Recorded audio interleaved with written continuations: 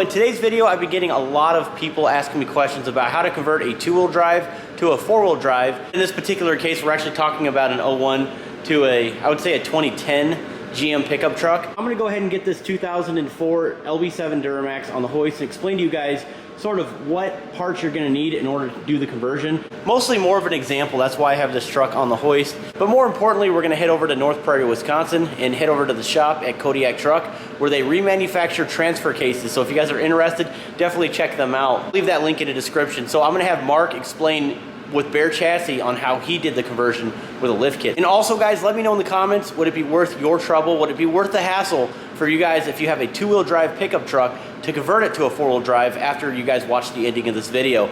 So with that being said, let's go ahead and dive right into it.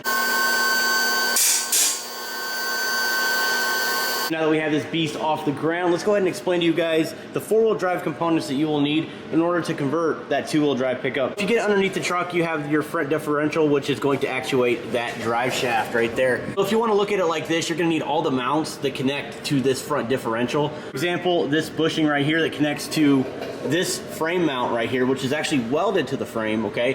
And then you guys have this cross member going across, and then of course attaching here, and then you have this little knuckle right here. We're gonna call this like a dog bone, okay? It's gonna be connected here, and it's actually gonna be bolted on the other side of the frame, as you guys can see. Now this bracket is what holds up this front differential. You're gonna have this part on the passenger side, and then if we come on over here to the driver's side here, have this bracket as well, which is connected to the top bushing of that front differential. Let me back out. You guys can see, okay, so driver's side and passenger side brackets need to be cut off and welded on your two-wheel drive frame. You're also going to need a transfer case. Now moving on to the two-wheel drive Allison, you can either convert it to a four-wheel drive Allison, which we'll explain here later in this video, or you could just get a four-wheel drive Allison trans. Of course, you're gonna need the transfer case in the rear. This one is actually built by Kodiak Truck. You're gonna need the rear drive shaft, of course, because your drive shaft currently in that pickup is actually gonna be a little bit longer. You're gonna need a shorter one. Any wiring going to this transfer case, you're gonna have to switch it over to your two-wheel drive pickup truck. So that's kind of how that would work. And then after that, remove your transmission control module, get that shipped out, get it reprogrammed, so it will accept for low. So that's basically the gist of it. This was a two-wheel drive.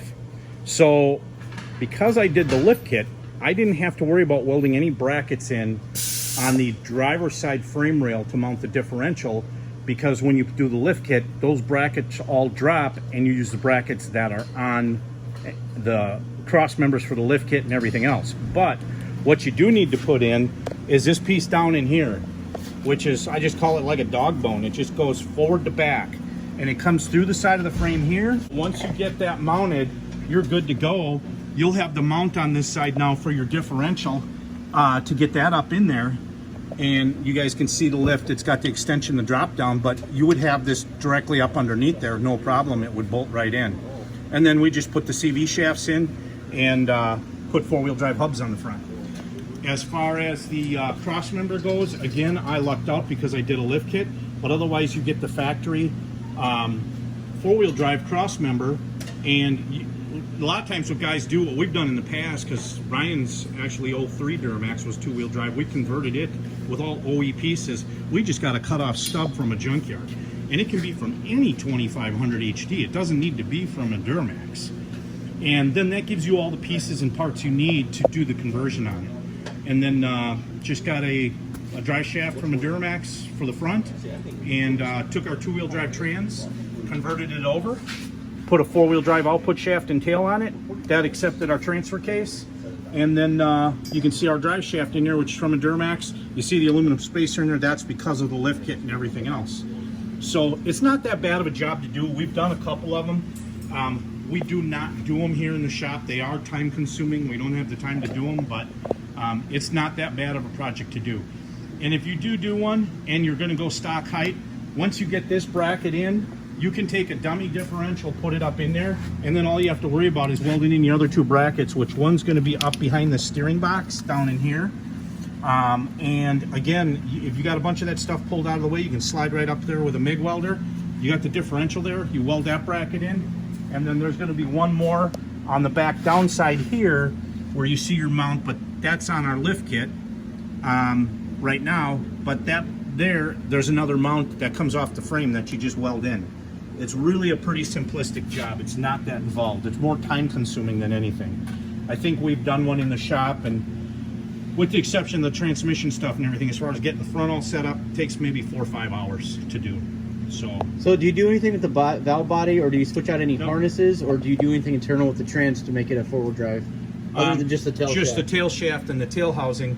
The other thing, though, is you do have to go back and retune your TCM, because it's going to freak out when you stick the transfer case in low range, because your TCM that's in the truck from the two-wheel drive is not going to recognize low range, so it may throw a range shift inhibited. But if you retune and reflash the TCM, you'll be fine.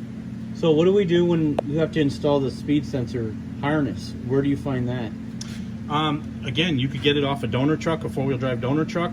In this case, we have the wiring diagrams. I just get the pigtail ends and I make up our own harness, just like I did on the Wife Max for you guys. So basically, in a nutshell, it's tail shaft on the two-wheel drive Allison, then it's a transfer case. Yep. It's the harness. Yep. TCM retune or reprogram. Correct. And then we're talking about a front differential, obviously, with CV shafts. Yep. And the change your hub and wheel bearings out on the end. And change the hub and wheel bearings on the ends. Yep. That's it. That's it. There's really not much to it, guys. So if you are building this truck and you're already down this far and you want to go ahead and convert a two-wheel drive to a four-wheel drive, yeah, I said that's it. That's not easy. Obviously, it's not easy if you've never done it before. But as far as explaining it, guys, I think that's the best way to explain it while we have the cab up in the air. But Mark, I appreciate your explanation on that. That's really cool. You bet. Yeah. And as far as the cab goes, the only other thing we got to do, and you can probably see it on ours, is we've got, from the factory, they got that thing imprinted on the bottom of the cab. Again, it makes it easy because we've got it in the air, but we just got up in there, smoked it. He took a sheet metal bit on an air chisel, and we just cut that open and then fine-tuned the corners with an air saw. We're doing a floor shift transfer case because actually, if you could see the inside of this truck, it is wide open on the floor. So it's going to just be a simplistic, clean deal when it's all said and done. So that's basically the gist of exactly how he did it at his shop. So I want you guys to do me a solid.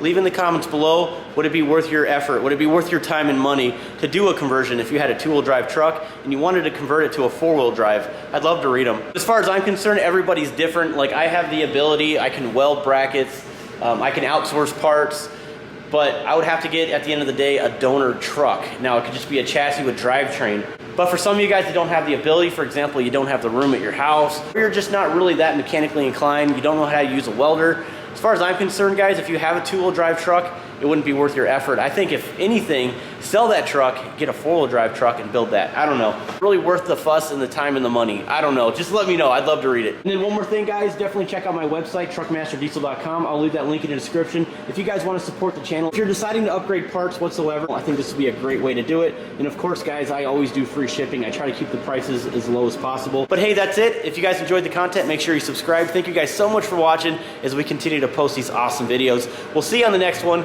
Stay tuned.